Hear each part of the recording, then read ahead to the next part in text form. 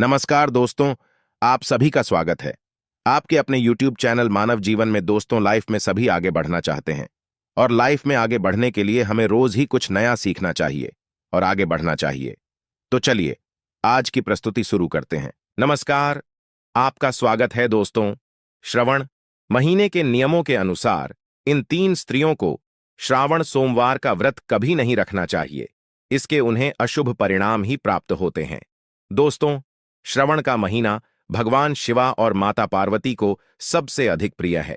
इसी महीने में माता पार्वती ने तपस्या करके भगवान शिवा को प्रश्न किया था। शास्त्रों में इसे प्रेम और सौभाग्य का महीना माना जाता है। इस महीने में भक्ति भाव से शिवा पार्वती का पूजन करना चाहिए। असंख्य शिवा भक्ति नाना प्रकार से शिवाजी का पूजन करते हैं। विविध प्राणियों के लिए, देवताओं के लिए शिवा पूजन की विधि अलग अलग होती है और उनका शिवलिंग भी अलग अलग पदार्थ से बना होता है। मनुष्य के लिए धातु का, मिट्टी का और पत्थर का शिवलिंग श्रेष्ठ माना गया है। इसीलिए इस महीने में निश्चित ही शिवलिंग की पूजा करनी चाहिए। शिवलिंग माता पार्वती और भगवान शिवा का प्रतीक रूप है। यह उनका निराकार रूप माना जाता है। अगर भक्ति सच्चे हृदय से शिवाजी पर जल चढ़ता है तो शिवा पार्वती उसे पर प्रश्न होते हैं। भगवान शिवा भोलेनाथ है। भक्ति चाहे कैसा भी हो, उसकी पूजन विधि कैसी भी हो, शिवाजी केवल उसके मां का भाव देखते हैं। अगर भक्ति सच्ची श्रद्धा से जल की 2 बूंद भी शिवाजी पर चढ़ा देता है तो शिवाजी उसे पर प्रश्न हो जाते हैं। दोस्तों, जिन लोगों का इस संसार में कोई नहीं होता, उनके लिए शिवा पार्वती ही माता और पिता होते हैं। नाथन के नाथ भगवान भोलेनाथ सभी प्राणियों पर दया करते हैं। इसीलिए दोस्तों, श्रवण के इस पवित्र महीने में आप शिवाजी को प्रश्न करने का प्रयास जरूर करें, लेकिन प्रत्येक शिवा भक्ति को शिवा पुराण में बताए गए इन नियमों का पालन जरूर करना चाहिए। श्रवण के मांस से संबंधित कुछ बहुत ही महत्वपूर्ण नियम है। इन नियमों को ध्यान में रखना भी आवश्यक। खासकर विवाहित स्त्री पुरुष को इन नियमों का पालन करना चाहिए। ऐसा कोई कार्य नहीं करना चाहिए जिससे शिवा पार्वती रूठ जाए। भगवान शिवा ने माता पार्वती को ऐसे कार्यों के बड़े में बताया है जिन्हें करने वाले व्यक्ति पर शिवाजी कभी कृपा नहीं करते हैं। इसीलिए आप भी ध्यान रखें कि आपके द्वारा गलती से भी यह कार्य ना हो। श्रवण के महीने में पति पत्नी को एक साथ शिवाजी की पूजा जरूर करनी चाहिए। श्रवण सोमवार को यदि पति पत्नी सुबह जल्दी जाकर स्नान करके शिवलिंग का पूजन करके जल चढ़ते हैं और अभिषेक करते हैं तो उन्हें सौभाग्य की प्रताप होती है। उनका रिश्ता और भी मजबूत होता है और सुख शांति बनी रहती है। इस साल पहला श्रवण सोमवार का व्रत 22 जुलाई को रखा जाएगा, दूसरा 29 जुलाई, तीसरा 5 अगस्त, चौथा 12 अगस्त, पांचवा 19 अगस्त को रखा जाएगा। ऐसे में इस बार सावन में पूरे 5 सोमवार पड़ने वाले हैं। तो चलिए जान लेते हैं श्रवण में पति पत्नी को कौन से कार्य नहीं करने चाहिए। दोस्तों, सबसे पहले बात है कि श्रवण सोमवार को स्त्रियों को अपने बाल नहीं धोने चाहिए। इस दिन बाल धोना शुभ माना जाता है। इससे जीवन में दुर्भाग्य आता है। इस दिन महिलाओं को अपने माथे पर सिंदूर लगाना चाहिए। सिंदूर लगाने मंत्र से ही गंगा स्नान हो जाता है। स्त्रियों को इस बात का खास ख्याल रखना चाहिए कि शिवा पूजा में बिना सिंदूर लगाएं नहीं बैठना चाहिए। इससे माता पार्वती रुष्ट हो जाती है। सिंदूर सुहाग की निशानी है। जो विवाहित स्त्री बिना सिंदूर लगाएं शिवाजी की पूजा करती है, उसके पति पर संकट आता है। दूसरी बात है श्रवण सोमवार को महिलाओं को कल रंग के कपड़े कभी नहीं पहने चाहिए। इसके अलावा सफेद रंग के कपड़े पहनना भी अशुभ माना जाता है। कल रंग के वस्त्र नकारात्मकता के प्रतीक है। इन्हें पहनकर पूजा करने से विपरीत फल प्राप्त होता है। सफेद रंग के पुनर्विवाहित स्त्री को नहीं पहने चाहिए। शिवा पार्वती की पूजा करते समय लाल, हरे, पीले अथवा गुलाबी रंग के वस्त्र पहने चाहिए। माता पार्वती जी ने शिवाजी के साथ विवाह के समय हरे रंग के वस्त्र धारण किया थे। इसीलिए हरे रंग की साड़ी पहनना आपके लिए शुभ रहेगा। इससे पति पत्नी के वैवाहिक जीवन में सुख शांति आई है। तीसरी बात है, श्रवण के महीने में सोमवार के दिन स्त्री और पुरुष को रतिक्रिया नहीं करनी चाहिए। अर्थात इस दिन शारीरिक संबंध नहीं बनाना चाहिए। शारीरिक संबंध बनाने से शरीर अपवित्र हो जाता है और ऐसी अपवित्र अवस्था में शिवा पार्वती की पूजा करने से शिवा पार्वती का अपमान होता है। इसीलिए इस दिन अपने तन को पवित्र रखकर ही शिवाजी की पूजा करें। शिवा पुराण में कहा गया है कि श्रवण सोमवार के व्रत में ब्रह्मचर्य का पालनपुर करना चाहिए। इससे शिवा पूजन का फल निश्चित ही प्राप्त होता है। चौथी बात है, श्रवण का महीना प्रेम का महीना माना जाता है। इस महीने पति पत्नी को किसी भी प्यार का वाद विवाद अथवा लड़ाई झगड़ा नहीं, खासकर सावन सोमवार के दिन भूल से भी एक दूसरे का अपमान नहीं करना चाहिए।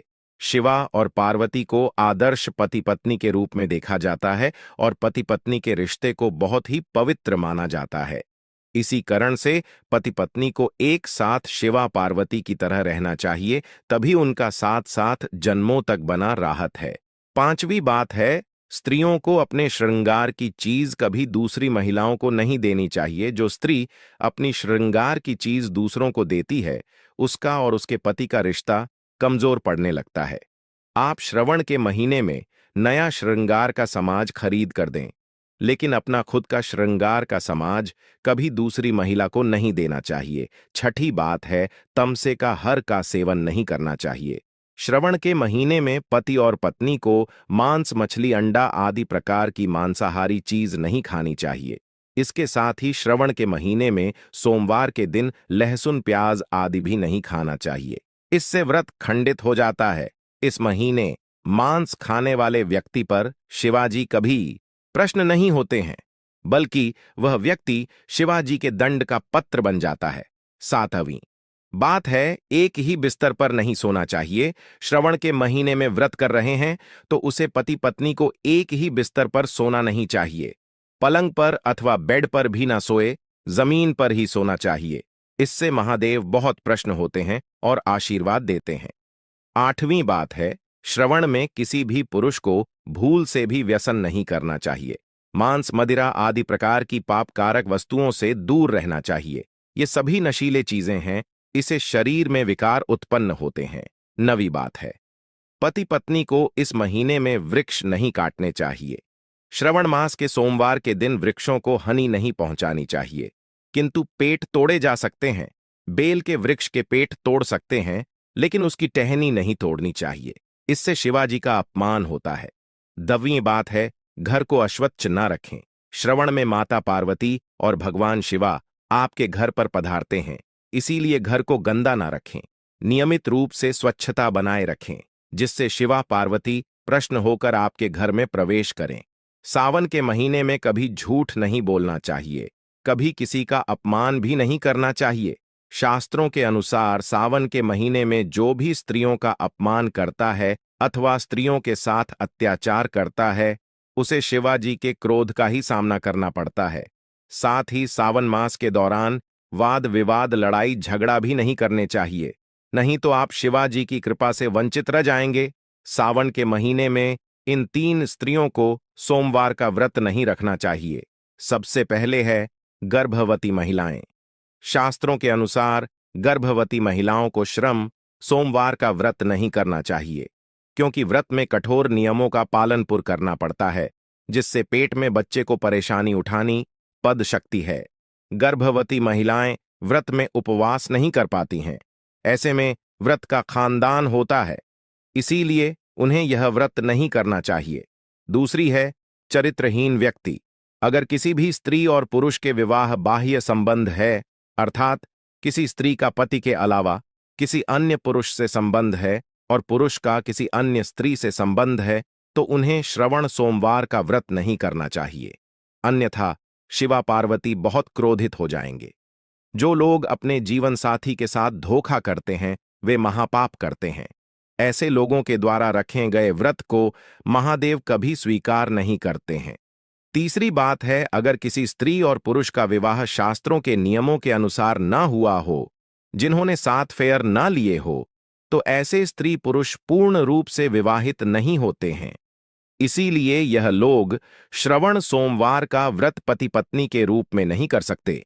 इन्हें एक साथ शिवाजी का अभिषेक भी नहीं करना चाहिए, इससे देवी पार्वती क्रोधित हो जाती है।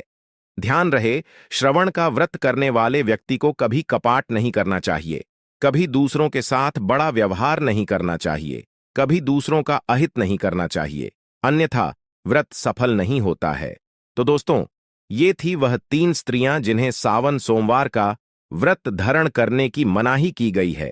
उम्मीद है आपको यह जानकारी अच्छी लगी होगी। वीडियो को लाइक जरूर करें और कमेंट में हर हर महादेव लिखना ना भूले। आज के लिए बस इतना ही इस वीडियो में दी गई जानकारी।